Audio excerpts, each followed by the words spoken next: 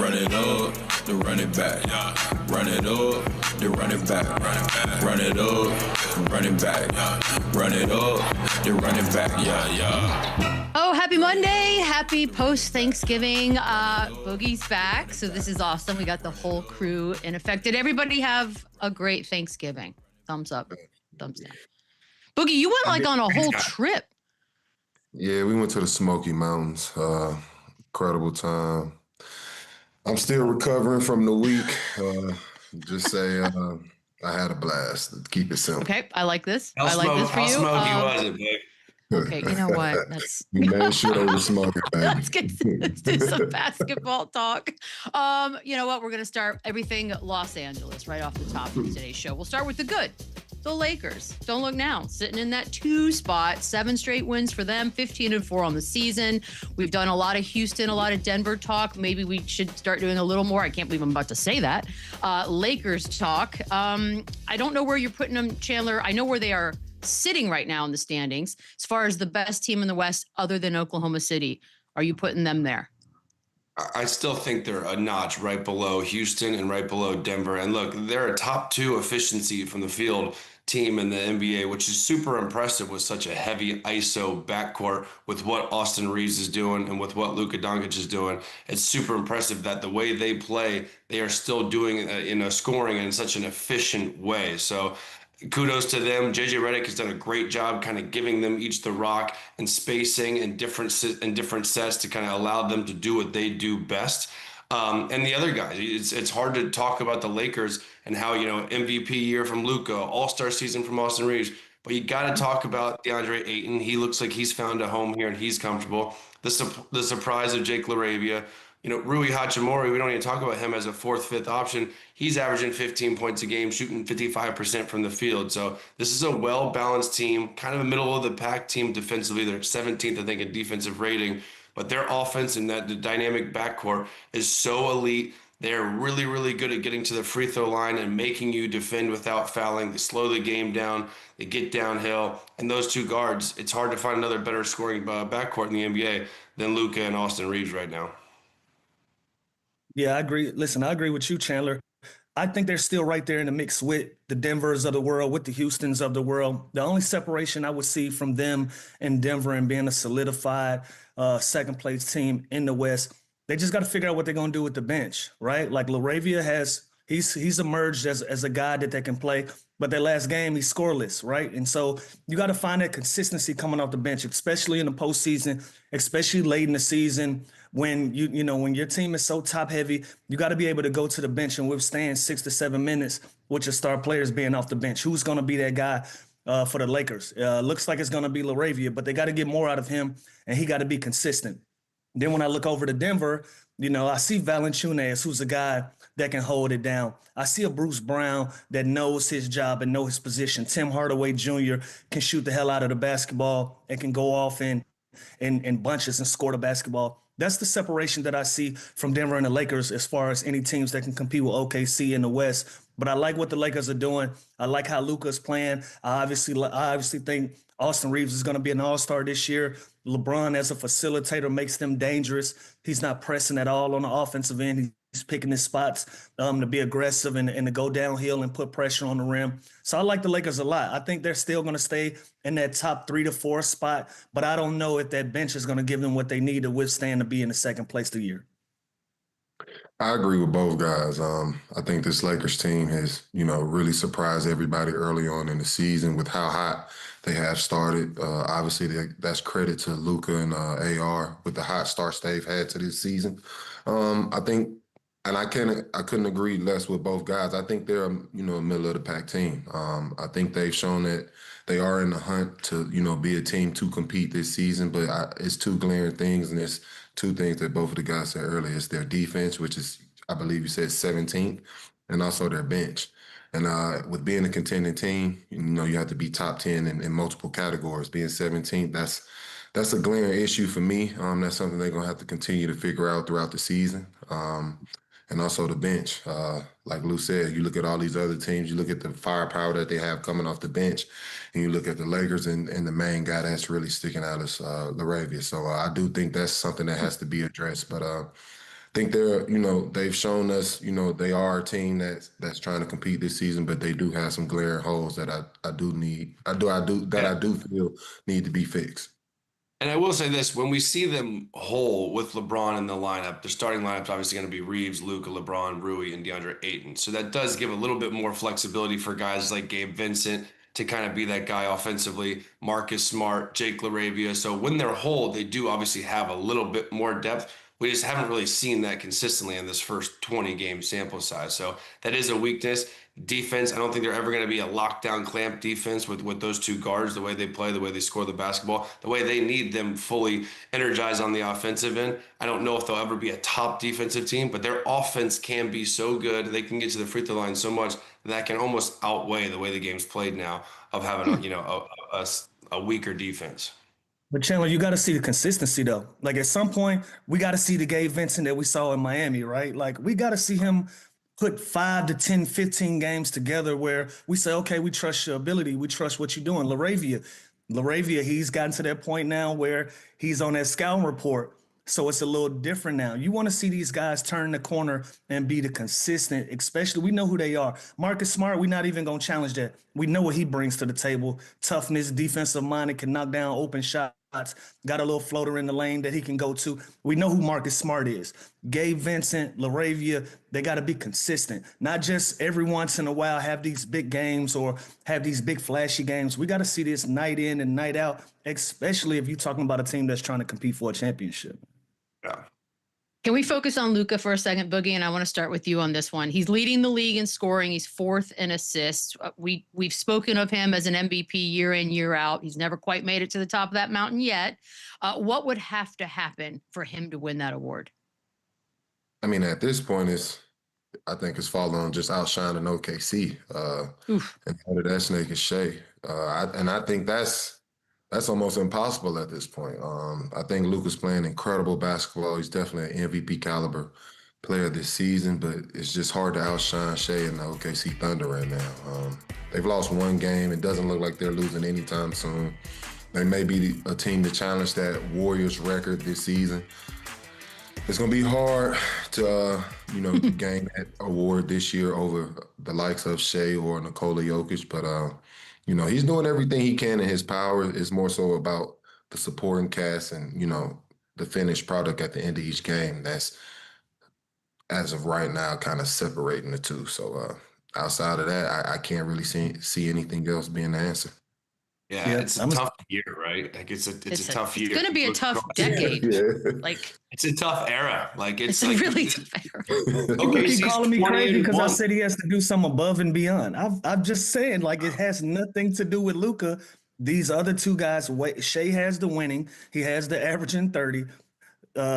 Joker has the triple doubles, and he's right there in the 3 spot. Like Luka has to do something above and beyond, and he's done that. So he's walked down the Denver Nuggets and got that second place. Now you're there. Now what do you have to do? You got to do something else that's extravagant, which is now you got to go get Shea as well to have that conversation. That's the only thing I was saying. Luka is doing everything in his power to give himself a chance to go get that MVP, go get that elusive first MVP. But it's 2 other guys. Their numbers are right there. Their winning percentages are right there. He has to be in that mix for him to even be considered because it's Shea's to lose, and then we're going to give Jokic the nod right after that, and then it's going to be Luka. Now Luka is in that conversation like into that second spot. Yeah, it's like if you blindfold us, or if you just take all the teams, the records, everything away, and see all these stats of these 3 guys, and even throw Giannis in there, really. You wouldn't know which way to go, honestly, if you looked at every single stat. It's the difference maker is OKC is 20-1, and they're on pace for a historic season. And if they win 70+ games, it really doesn't matter what the other 2 guys do because they're going to put up crazy numbers. They're going to win 50+ games. They're going to be on home court advantage teams. It just doesn't matter when you're going up against what OKC is going to provide us this year. So as good as Jokic has been, as good as Giannis has been, Luka, you ask what he needs. It sounds horrible to say, he needs an injury from both of those guys to get it because they're going to consistently. Oh, no, don't do that. Don't do that. And again, I hate to even put it out there. Candle. That's the only way I see this trajectory changing because those guys are too good and their teams are too good and they're going to probably win more games than the Lakers. Like, what else can Luka do?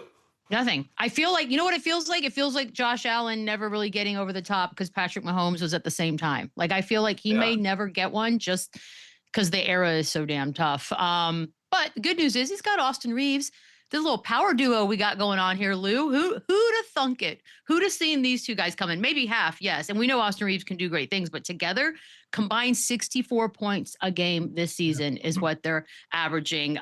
Name a better duo right now. You really can't. You gotta give them credit. You really can't. You know, you look around the league, a lot of teams have duos and they have trios, but this team needs these guys to be who they are for them to even be in the position that they're in. You know, OKC, they've shown it. Without Jalen Williams, we're still gonna roll. We still gonna keep moving. And you look at some of these other teams, they can miss a guy and they can still keep rolling. The Lakers can't afford it. They need Austin Reaves. They need Luka to be the guys who they are. And shine a light on Austin Reaves, man. Listen, bona fide all-star. I don't care who his teammates are. I don't care who he's lined up against. Bona fide all-star. Obviously, if they can stay in 2 and 3, they might have an opportunity to get 2 or 3 guys on that roster. But Austin Reaves has got to be a shoe-in. He's got to be the guy that everybody looks at and says he's for sure going to be an all-star, along right there with Luka as well.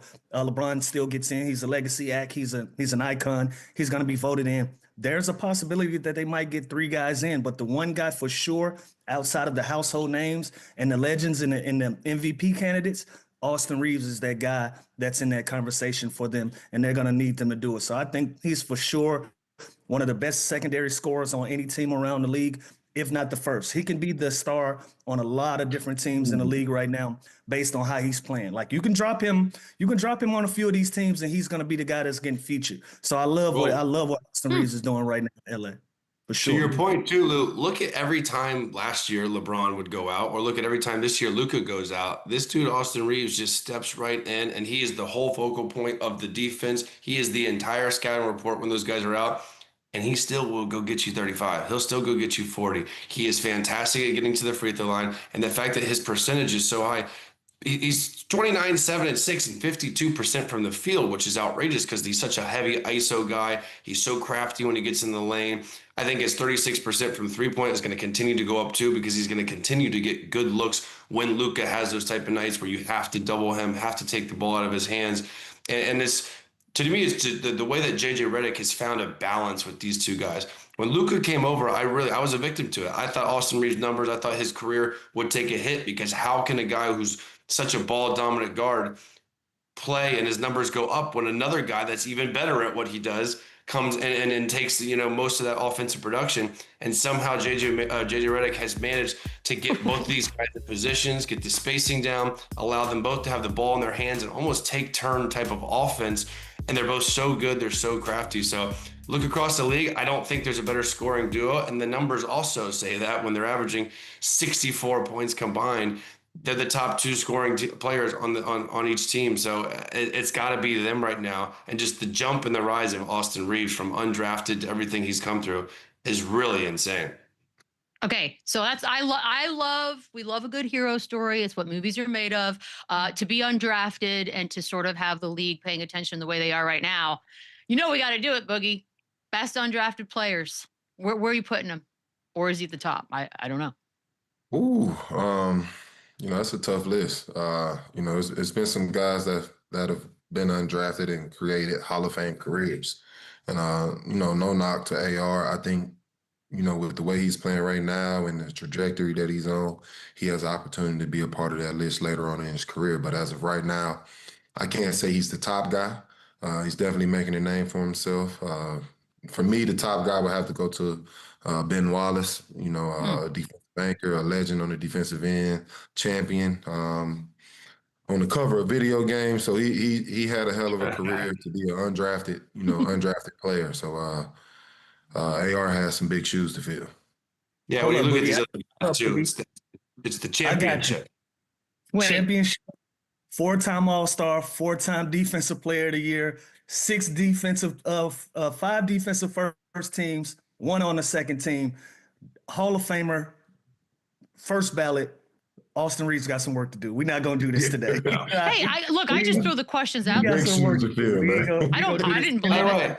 And Is it more so? We could make an argument for Fred VanVleet, but a lot of these guys are already transitioning over. Fred VanVleet is obviously still active in his career, but he's a champion already. He has even a with ring. Bruce Bowen, he got some shoes to fill. Champions already. So the numbers don't matter when you're talking about other guys with numbers. When everybody got numbers, you go to the accolades. Right now, he don't win the accolade fight right now. So you know what's crazy? When I see a guy like this, is it more interesting or impressive that what Austin Reaves has done, or that all 30 teams missed out on him? Like, what's crazier to you? That's the fun part of these stories, right? That's the crazy part. Everybody said I'm not surprised on the 30 teams missing out. We're just gonna glaze over that. Our expectations for these experts are a little too high, so I'm not surprised. Boogie's back. By the way, John Starks and Moses Malone also undrafted, so the names are there's some pretty. Oh man, yeah, I know. Thank you, Google. You're my friend. I was a little shocked by that. I had to double check that I wasn't crazy. Okay, DeAndre Ayton. I did want to get Boogie's take on this, and I know you guys mentioned it earlier on when we first started talking about the Lakers, but considering everything that's gone on and people just sort of want to see him in a position to succeed, it looks like he's found it. 16 and 9 is his average at the moment. What are you seeing from him that this might be his home? I'm loving what I'm seeing. He's coming in. He's doing exactly what this Lakers team wants and needs from him. He's changing the narrative on his name with, his past stints in Portland and Phoenix. He's showing that he can contribute to winning. He's showing that he's locked in. He's showing that he's committed on both ends of the floor. Like I said, this is everything this Lakers team wants and needs from him. So I have no complaints. My only issue is, average double digits in rebounds. So 9 isn't enough. And that's just me one more from the young fella because I know he can deliver it. And like I said, I'm loving everything I'm seeing from him. And, just stay consistent, keep it pushing throughout the season and make this run. It's aiming high, got goals. All right, I promised we would stick with an LA start to the show, so we'll go to the bad now. The other team out here, the Clippers. I 5-15 is where we're sitting, 13th in the West. They've lost 13 of the last 15. Their ranks in offense and defense are awful. Back-to-back losses to the Grizzlies and Mavericks over the weekend. They've lost 4 straight. Lou, I feel like I've touched on a lot of the negativity there. What is the problem here? I'm gonna go back to the bench. I feel like they can score with the best of them, and they've shown that, right? But when your starters and when your stars off the floor, where can you go to get some production when it comes to those 6 and 7, 8 minute stretches where those guys are off the floor? And I think that's where they're losing. That's where they're losing games. Like, the last couple of games that they've played, with the exception of the Lakers game, they've been the 2 or 3 possession games, right? With the exception of that game. It means a lot. Like, they got to explore some options to get that bench stronger. They were outscored by Memphis 47-15 on the bench. Then you play against the Mavs and you get outscored 41-5 on the bench. And both of those games, like I said, are determined by a few possessions. Like, they have lapses when they go to the bench. They got to figure that out.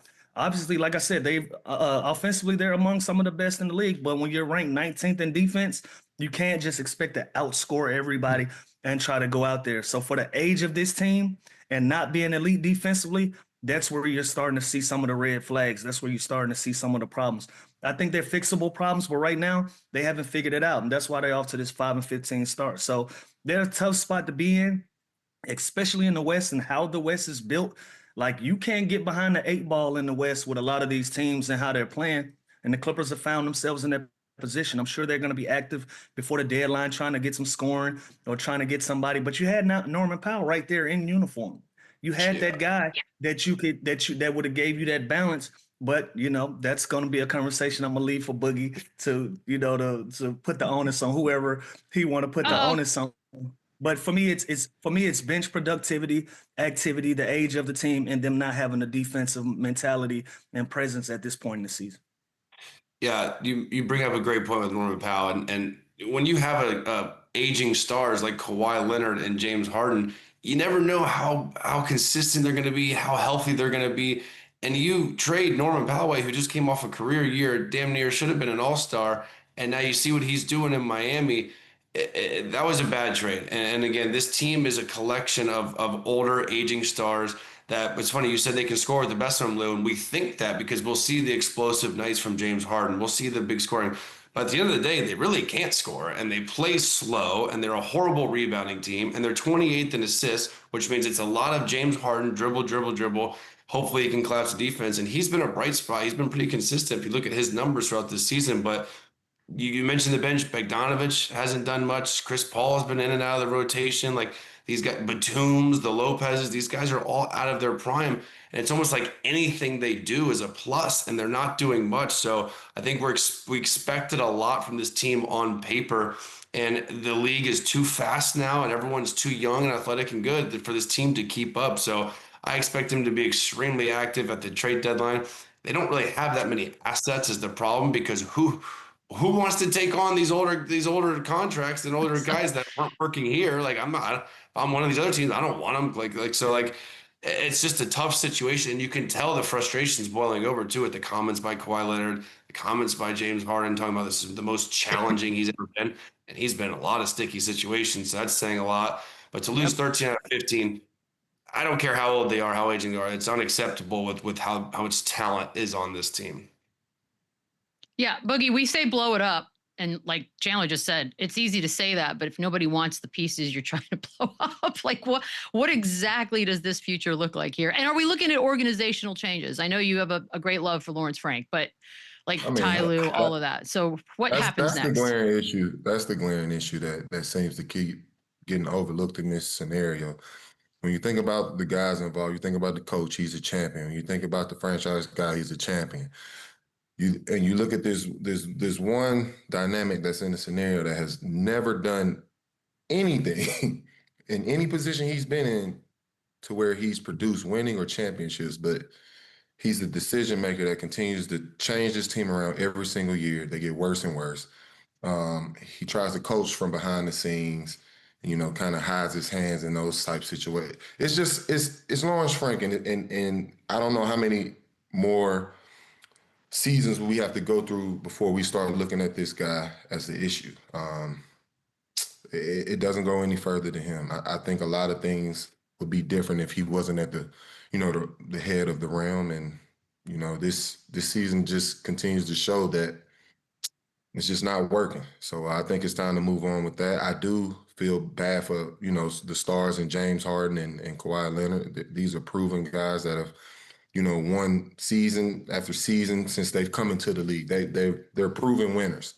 And it just sucks to see them in this scenario this late in their career. So I can't overlook Lawrence Frank in this situation. And I just can't. You know what else, too? As much as I wanted to give him a pass, and I told myself I wasn't going to bring him up today as my Gator boy, like Bradley Beal, he's played six games. He's averaging 8 points, and all the mess about the Phoenix and whose fault it was, and it's a bigger role. And obviously he hasn't got that either with the Clippers, but I expected kind of him for this fresh start to take that big jump again. I thought he was going to be more valuable, and now he's been out with a hip injury, and it just seems to always be something, and things keep piling on for a Bradley Beal. And when you talk about the bench, they need him. They need Boogie Bogdanovich, who hasn't really done much. Chris Dunn has been a kind of a bright spot. He's gone.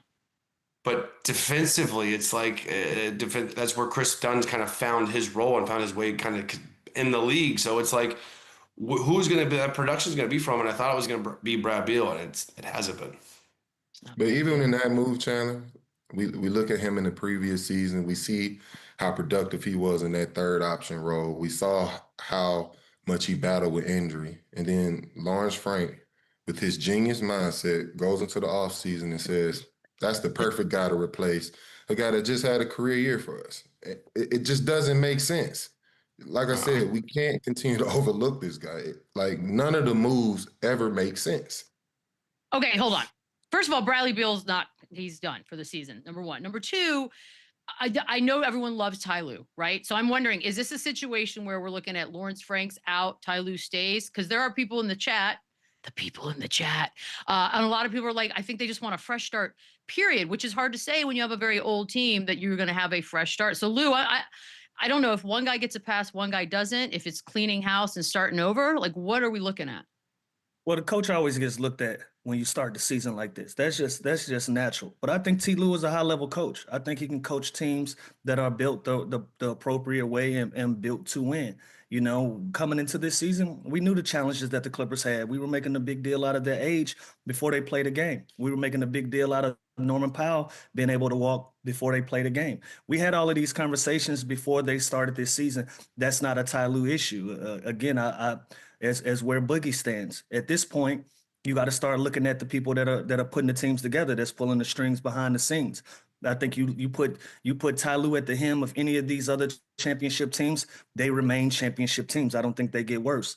I think he's playing the cards that he's dealt with the injuries and with some of the adversity that he's had. But I think he's a high level coach, you know. But it's fair to say anytime a team has lost 13 out of 15, everybody is going to be looked at. The roster is going to be looked at. Coach is going to be looked at. Management is going to be looked at. And that's fair for everybody involved. You know, if you look at the names on the paper, you expect this team to be better than what it is at this point. I don't think T. Lue is the problem with that.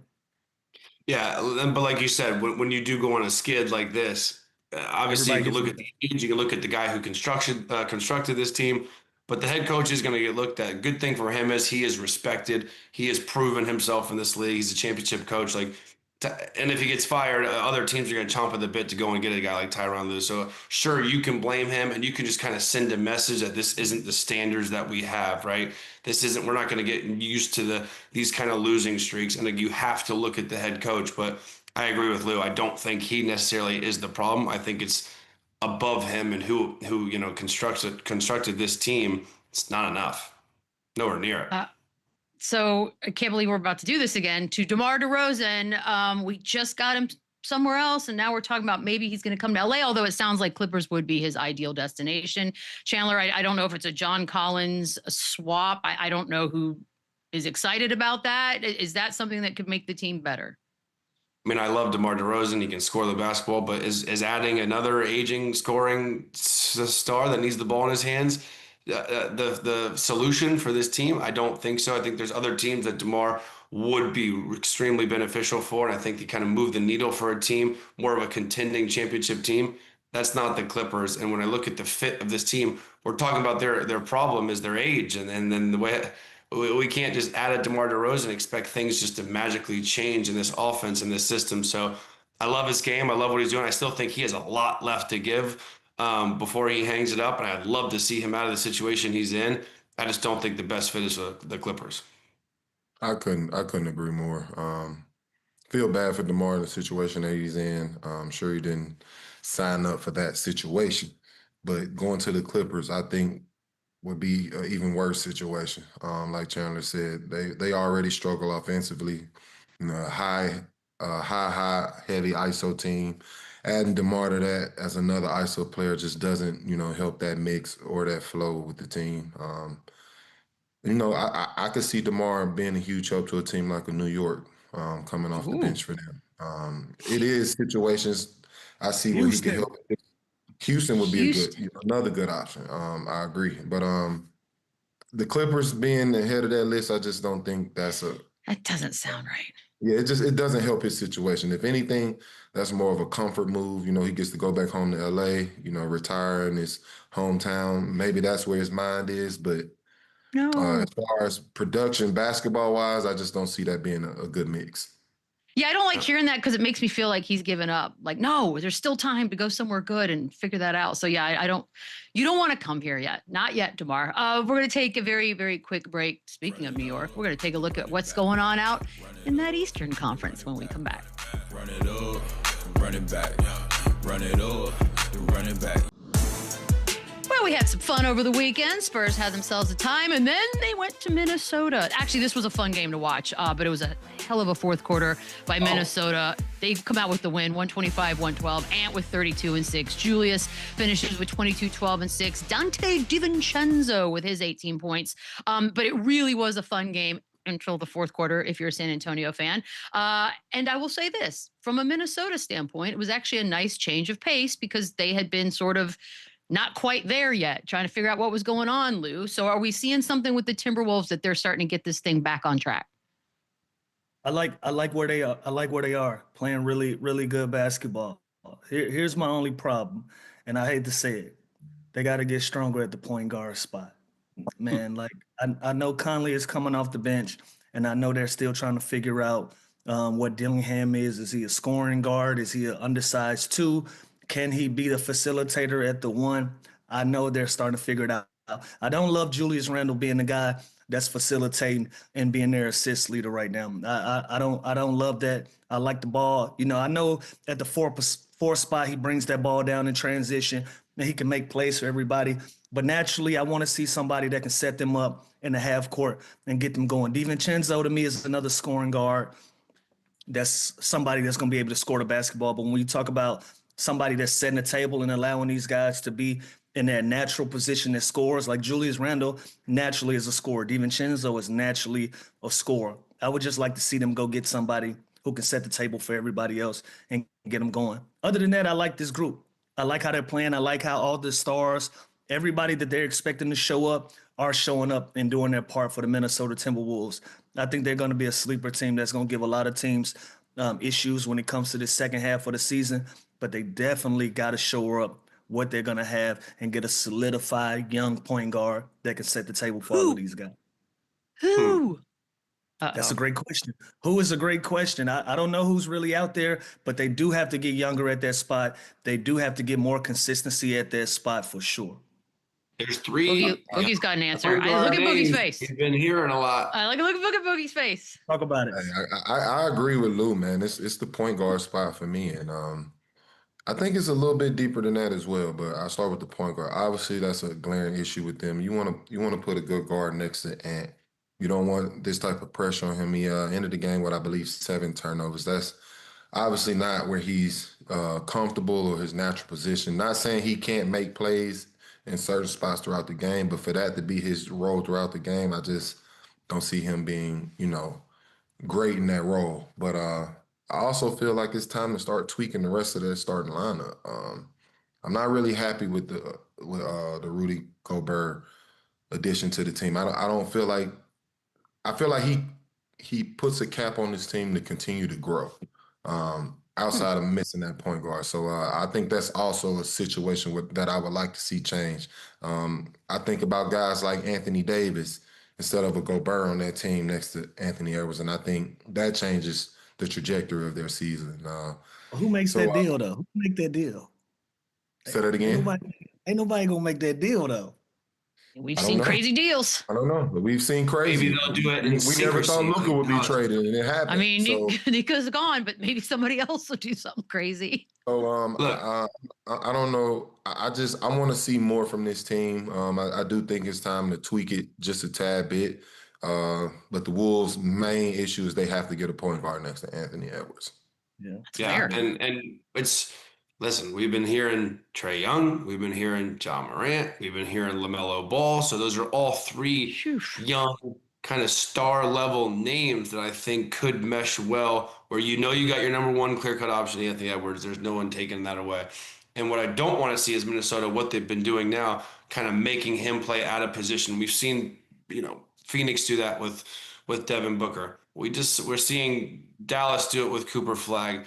Yes, can Anthony Edwards handle it? Can he control an offense? Can he be a setup guy, make plays? But he's one of the most explosive, shot-creating, athletic, scoring guards in the NBA. I do not want to see him moved to the point guard position to kind of get these other guys in play. Now, a name like Anthony Davis is interesting because this team does have assets that I would, if I'm a GM of another team, I want Jaden McDaniels, I want Naz Reid, I want there's some names on this team that I would want.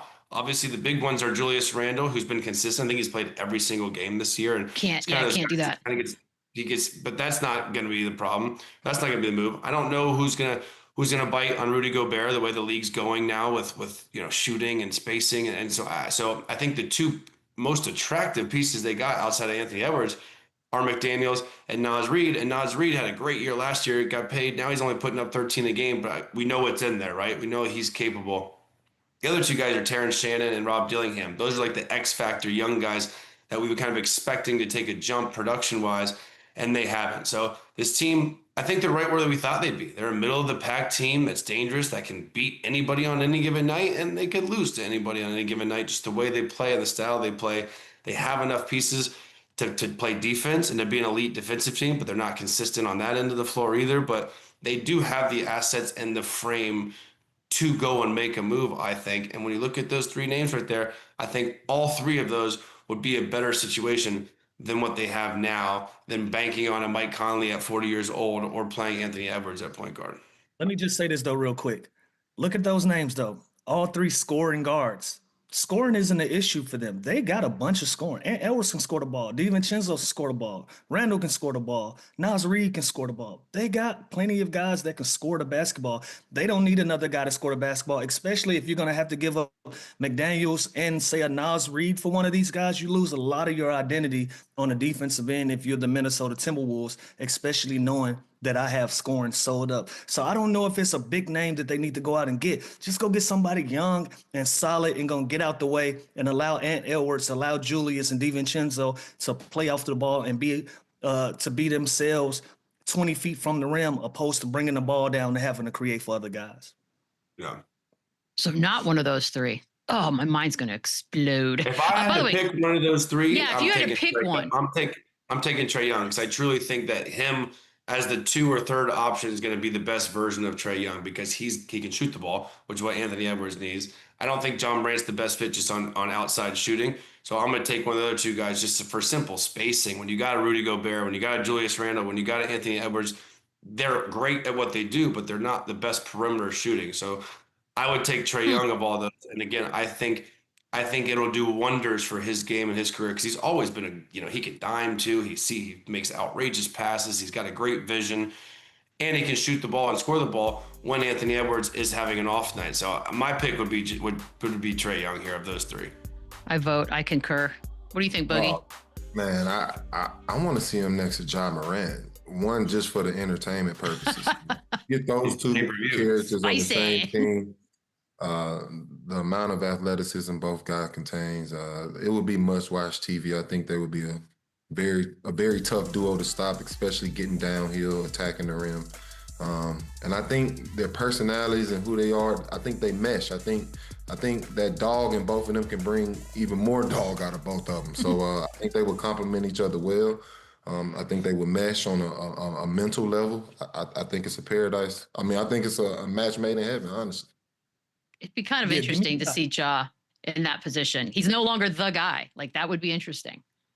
Yeah, give me Ja on that team. Minnesota has a certain attitude, a certain swagger, and I think Ja fits it. I think he fits the mold of how they carry themselves, how they compete.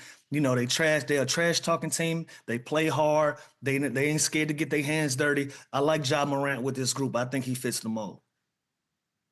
I know they're in my ear telling me to go to break, but we didn't even get to mention that the Spurs moved on in the cup. And if you think I'm not at least going to throw that sentence in the show, you're insane. Guys, we could see Wemby in Vegas. Fingers crossed. Yes. Okay, that's all I got. Did everyone are you caught up on the cup? We're not going to talk about it today because we got a whole dang week before we get those games out. But are y'all as excited as I am, or is it just me? No, I hope we get the right matchups in Vegas. Let's get right team, right guys in Vegas this year. Sure. No, there's some really fun teams that are going to be playing for this thing. So anywho, okay, fine. I'll go to break now. When we come back, more Run It Back on the other side. Run it up, then run it back, run it back, run it up, run it back.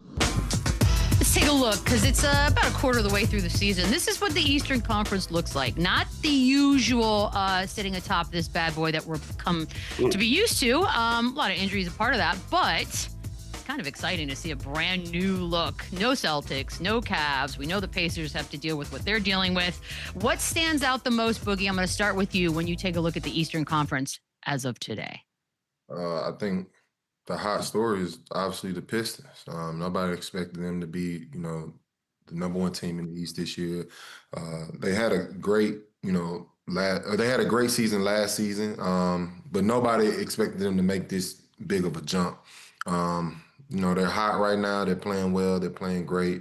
Obviously, the head of the snake is Cade Cunningham. He's having an MVP caliber year. So for me, it's the Pistons. It's close.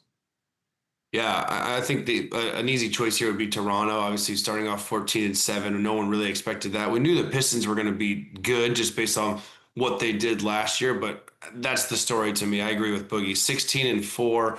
And they haven't really got much from Karis LeVert or Tobias Harris, but Jalen Duren has taken that step. Cade Cunningham has taken that step. Jaden Ivey's coming back. Duncan Robinson's played all games, shooting 45% from the three. So when they look at this roster, Guy Jenkins has been a real surprise for them. This is the least talented roster I've ever seen start off 16-4. Like they just play hard, they defend, and at the end of the game, give the ball to Cade Cunningham and let him cook. So to me, that's the story. And this is a team, it's not fool's gold. It's not like you see the Chicagos early on start hot. You see Toronto start hot. I think it's all going to kind of level out, but Detroit's going to stay consistent. Not giving Toronto love. Let me get Toronto. Okay. Them being a team that was at the bottom of the East last year, and you add Brandon Ingram to that, and then you get him healthy, then now you're a top 4 team in the East, along with the guys that were already on your roster. I think that was a major move for them to make and for them to put themselves in a position to be competitive again in the Eastern Conference. So, yeah, give me Toronto. I like the makeup of this group. I don't think it's fool's gold. If healthy, like any other team, I think they stay in the position that they're in. So I like what Toronto has been doing. Yeah, Detroit obviously is one of those teams that were on the cusp of doing something great. We kind of saw the writing on the wall last year, so that's no surprise to me. New York Knicks being there is no surprise to me. But seeing Toronto in the top 3 at this point in the season, that's pretty surprising. And moving on as well. Okay, so let's do disappointment. We'll throw the standings back up there again just to sort of absorb what this is. And we'll work backwards, Lou. What's been the biggest disappointment for you so far? Possibly Milwaukee. I didn't see this being Milwaukee where they were, especially how they started the season and how we were talking about Giannis early on in this season and bringing along the guys with him. And then, they hit some turbulence and went downhill from there. And they haven't recovered yet. That's been one of the more glaring things for me as a disappointment. And I also want to say Philly. Philly started this season off like they were turning the corner and we were going to have a different conversation. Now they're looking at themselves in a play-in position as well with as much talent as they have on their roster. Those are going to be the 2 teams that are the biggest disappointments so far, just a quarter of a way in this season. And I know I'm going around the East, but, you got to look at Boston as well. This was a great opportunity for JB to have a chance to, show that he was the number 1 guy. But if I'm going to pick one, I'm definitely going to say Milwaukee. It's just crazy because the East is so disappointing. He named 3 teams, and I have 2 other ones that aren't even those. So that's why I was laughing. I couldn't help it. The Cavs, they were 15-0 last year. They brought back the same team. I thought for sure they were going to be the landslide best team in the East. They're sitting in the 7th seed at 12-9. Like, what the hell? Like, the consistency, the continuity. They have the same exact team, minus like Ty Jerome, and then they're the 7th seed, and they damn near had a historical season last year. So that was my main pick. And then Indiana, obviously, we kind of expected them to be bad when you lose Tyrese Halliburton, when you lose Miles Turner. But going from Game 7 of the finals to that, like to whatever they are right now, that's pretty a lottery pick. So that's 5, Boogie. Give us some. Give us. We got another one. Yeah, another one. Hey, man, at this point, let's just nuke the whole Eastern Conference, bro. Nuke it. Let's start over. Let's bring in some new teams. I think Cleveland is the way. For me, it's got to be. For me, I would say Milwaukee. This is a situation where you have an opportunity of losing one of the greatest basketball players to lace up his sneakers. I do think time is ticking with Giannis and his time being in Milwaukee. I don't think, the roster construction this season they put together helps that situation. I spoke on it earlier in the year. I didn't like the roster. I didn't like the guys around them. They started off hot. It seemed like fool's gold. Do they have time to turn it around? Yes, but I still, with this roster, I don't see them making a lot of noise. But it's a foolish situation because, like I said, the time is ticking when it comes to Giannis being there, and I just thought it would be a little more urgency as far as putting talent around Giannis at this point. I was talking to me about this topic, and I said, "Who's the most surprising team in the East?" And he said Washington. And I said, "What?" He said, "There's no way I thought they would win 2 games by now." I'm not laughing at that. That's not nice, Chandler. The East, I didn't say that. My buddy did, but the East is just confusing, man. My God. Okay, fine. So the East is confusing. It is what it is. let's go down the line. Who's coming out of the East? This very early prediction right now, Chandler. I'm still such a sucker for regular season Cleveland. Like I just think they're the best team. I think they're gonna figure it out. I think they're the deepest. I don't know why, because they did my boy dirty and fired him, and now he's killing it in Detroit. But like I just think they're the most consistent. Yeah, how are you not picking Detroit?